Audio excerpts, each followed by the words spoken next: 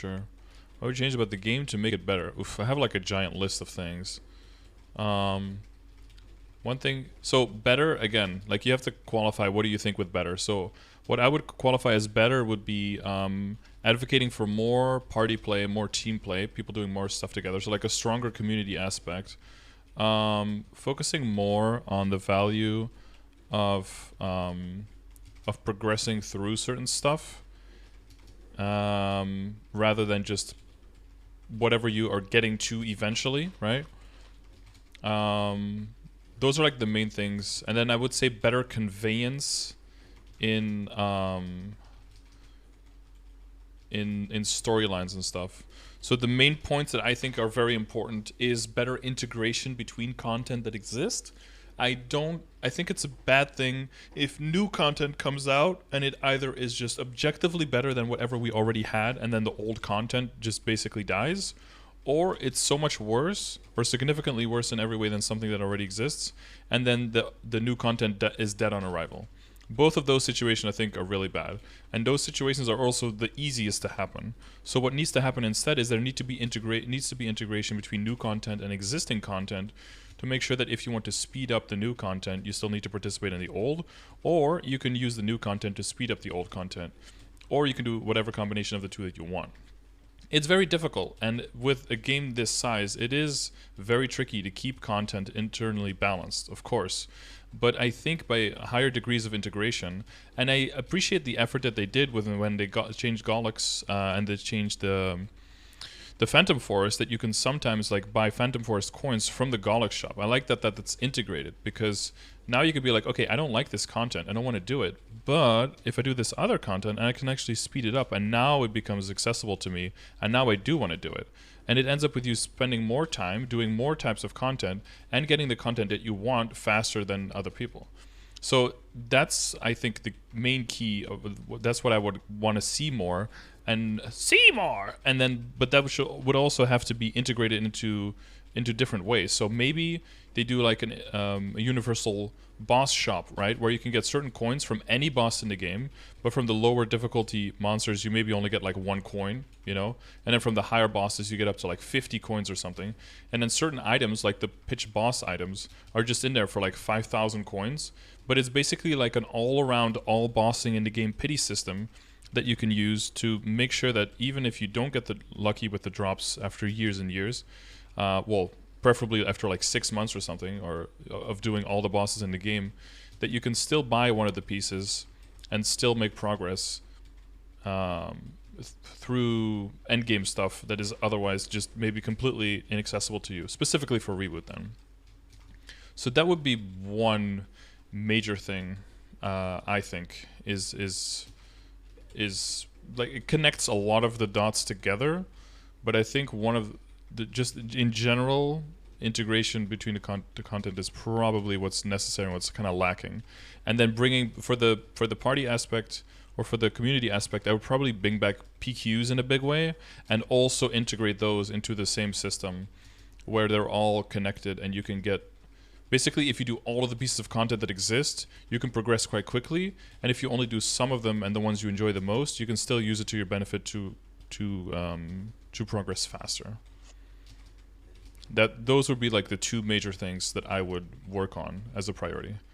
That and releasing all the rates and just and some kind of extra, like there's a bunch of quality of life stuff, like an extra pity system for star forcing, for booming. I think that's something that JHK said a while ago that I actually agree with a lot. Like if on a certain type of equip you have reached a certain amount of stars, you should be able to safeguard up to that number, I think.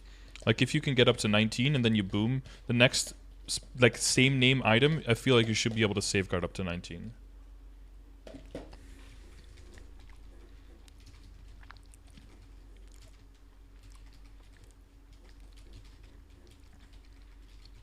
And this would be better for the game too. Because you think like, well, now everyone's going to run around with 21 and 22 stars, everything faster. True. And you know what that means. That means that people are going to realistically try to go for 23 stars and push beyond. Because you'll be able to safeguard all the way up to 22. You best believe people are going to be trying to tap to 23. And you know what happens at 23? People get marginally stronger, but blow up exponentially more stuff. So in the end, people will just end up draining the game of more resources and will end up playing way more. It's going to be a plus plus for everyone.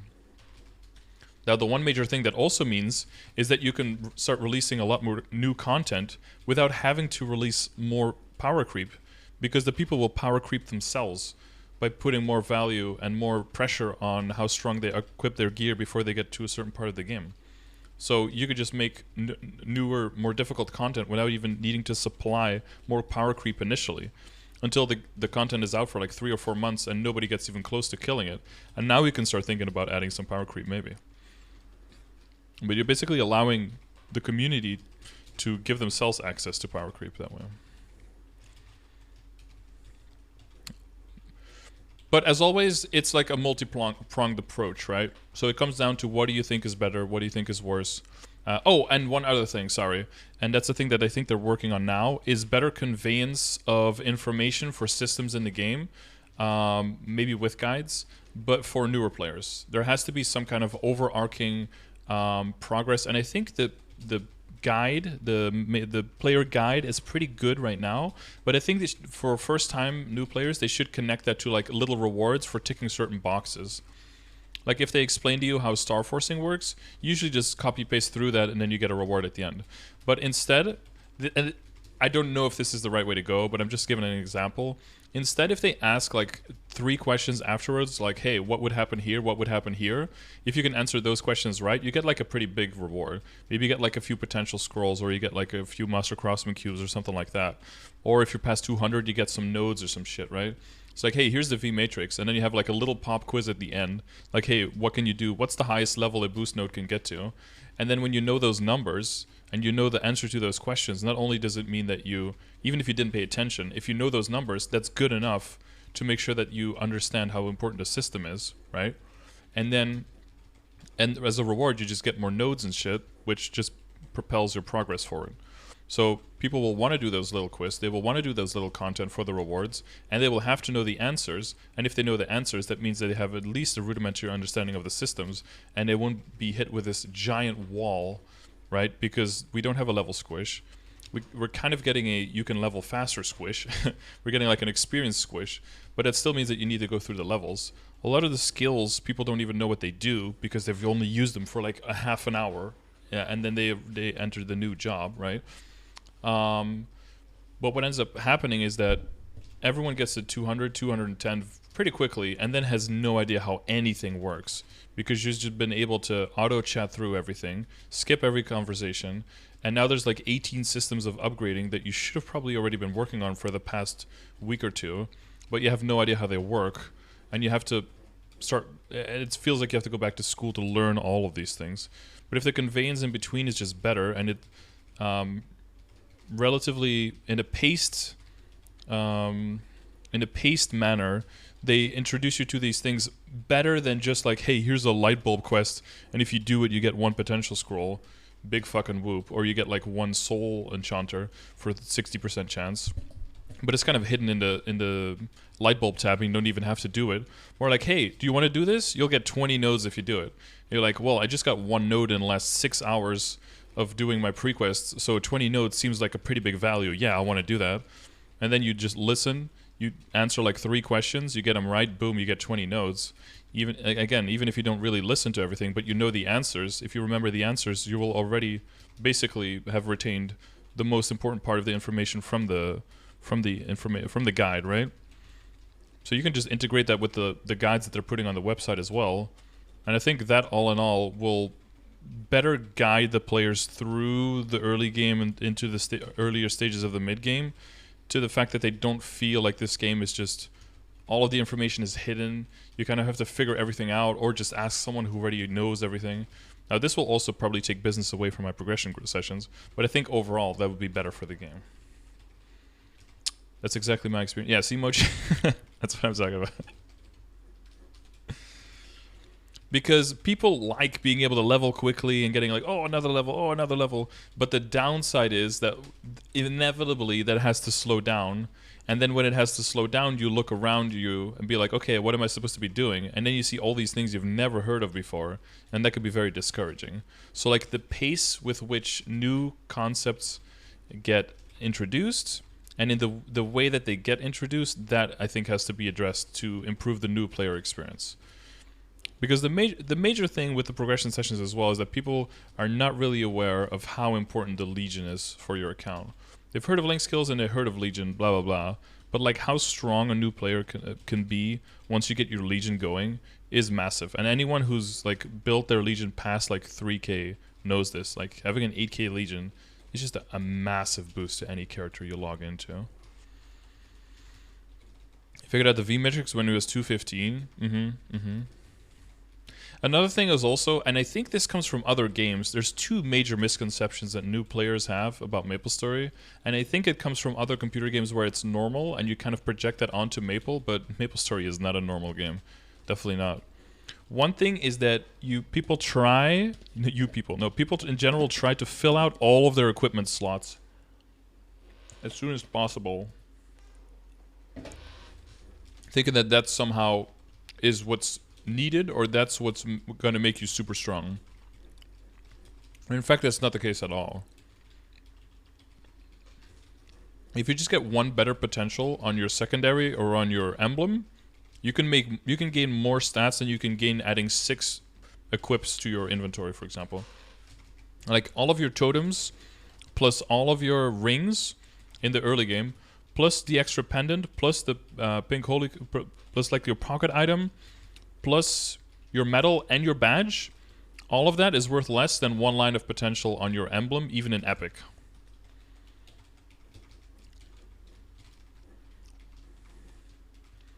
But in a bunch of other games, I think it's probably very important to fill out all of your inventory slots, because the set bonuses don't come in until later, you know, and by that time you have all this stuff. And then the other thing that I think new players get wrong quite a bit is fuck.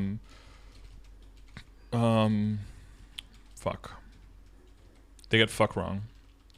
But you just need more experience to do more Zex, and you'll get better at Zex. It's fine. No, fuck. What is the other thing? It's trying to fill all the slots, and even with flames, well, most of the items don't get flames, or they don't have flame advantage in the beginning. That's why they're not as impactful. Rings can't get flames. The pocket item in the beginning is like the stone from the Immortal Stone or some shit from Hilla, which is like level 10 or level 0, I don't even know, so that doesn't even... The flames is like +3 stat at best. Badge and medal are all garbage early on. Super garbage. Doesn't give barely anything, right? That's that's why you... Excuse me. That's why you can't really count them as an equip, because they don't really count as a full equip in their slot.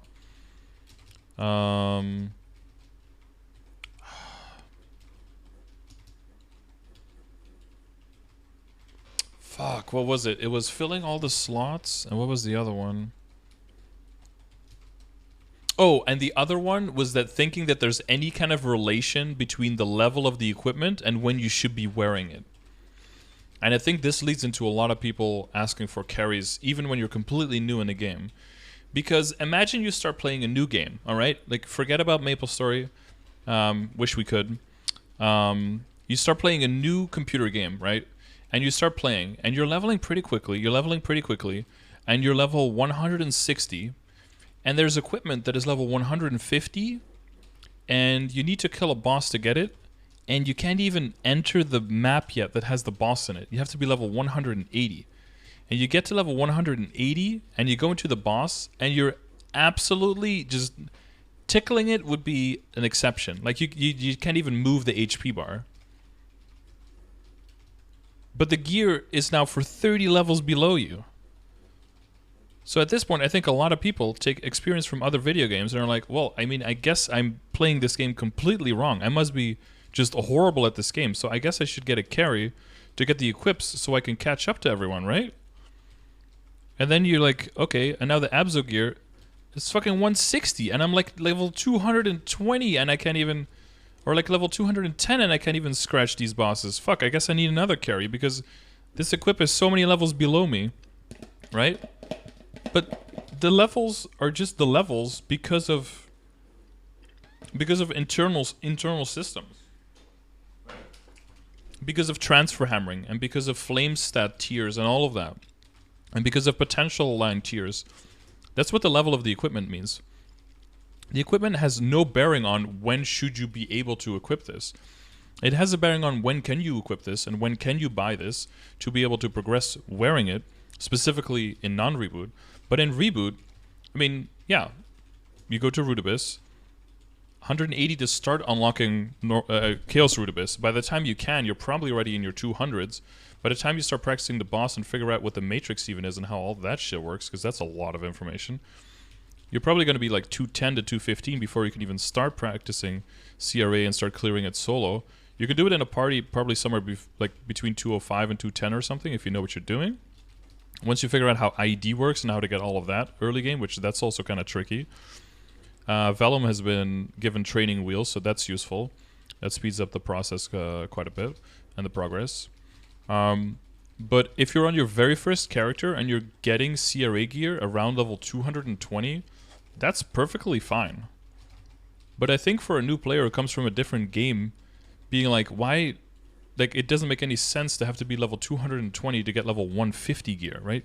Because there's, why is that difference there? But it makes sense for people who've played longer to put everything into context. But if you haven't, then it doesn't make any fucking sense. So I think applying like logic to the game, which you have been able to do to other games, I think those two are really big things that new players get wrong about Maple. And it's not necessarily the person's fault, because that would make way more sense if those two things worked like that, but they don't.